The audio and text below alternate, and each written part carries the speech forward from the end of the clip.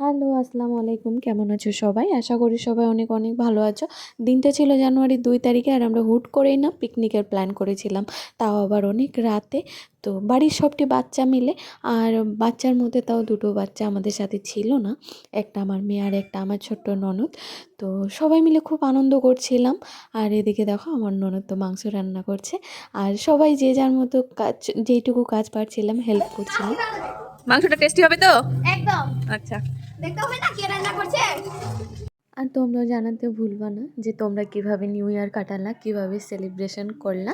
আমরা তো সেরকম কিছু করিনি, তবে এইটুকুটাই করেছিলাম। হুট করে প্ল্যানিং হলো পিকনিক করবো, বাস করে নিয়েছিলাম।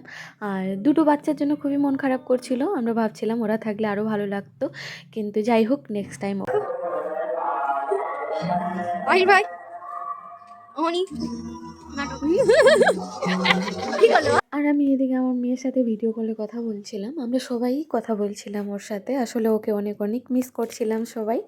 আর বলে না যে হুট করে প্ল্যান করা জিনিস একটু বেশি ইন্টারেস্টিং হয়, তো ঠিকই সেই রকমই আমরা না খুব আনন্দ করেছিলাম। আর বেশ মোটামুটি এনজয় করেছি, একটু নেচেও নিয়েছিলাম, গান বাজাচ্ছিলাম, আমার মেয়ের সাথে বসে গল্প করছিলাম সবাই মিলে। এই করতে করতে না প্রায় 11:30 বেজে গেছিলো।